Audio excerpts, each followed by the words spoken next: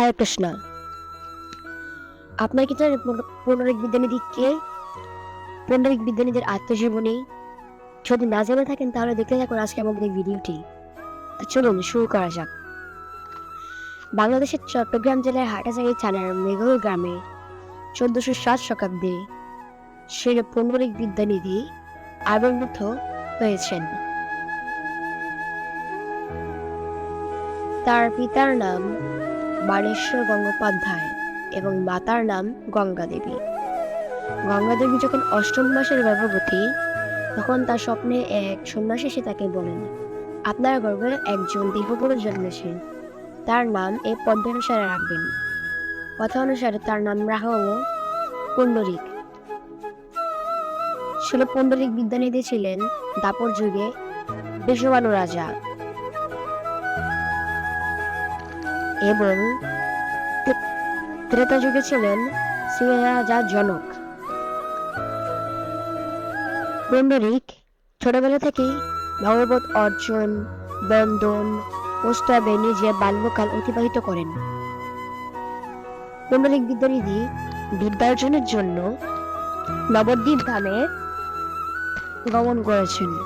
তৎকালীন সময় নবদ্বীপ ধাম ছিল সর্বশ্রেষ্ঠ স্থান। পুণ্ডরিক বিদ্যানিধি গঙ্গাদেবীর প্রতি এত শ্রদ্ধা ছিল যে তিনি কখনো গঙ্গাজলে পা রাখতেন না।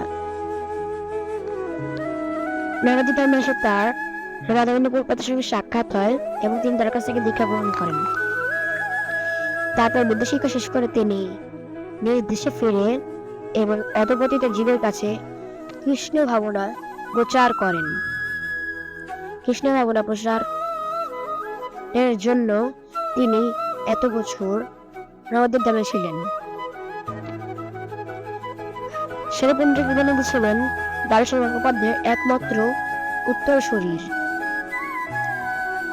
তিনি জমিদারি প্রাপ্ত হন। তার জীবনযাত্রা ছিল অত্যন্ত অদ্ভুত। তিনি বাহত অতি উন্নত বিষয় মতো রত্ন বেষ্টিত সিংহাসন, রত্ন রাজি বেষ্টিত পালক, দিব্য সজ্জা এছাড়াও অনেক মূল্যবান জিনিস তিনি ব্যবহার করতেন, কিন্তু রাজকার্যে তার বিন্দুমাত্র আসক্তি ছিল না। তিনি তার পত্নীকে নিয়ে জনার্দনের সেবায় ব্যস্ত থাকতেন। একবার গদাধর পণ্ডিত এসে তাকে ভুল বুঝতে লাগলেন। তিনি তাকে একটি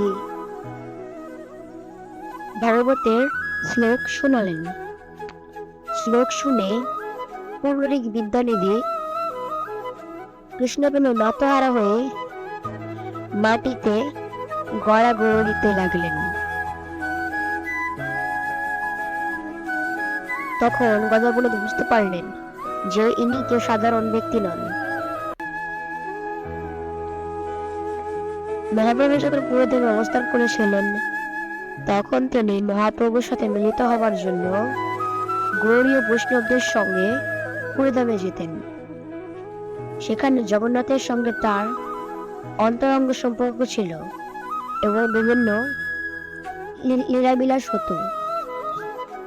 শ্রী পুণ্ডরিক বিদ্যানিধি পুরীধামে অবস্থিত মহাসমুদ্রের তীরে অপ্রকট লীলা করেন।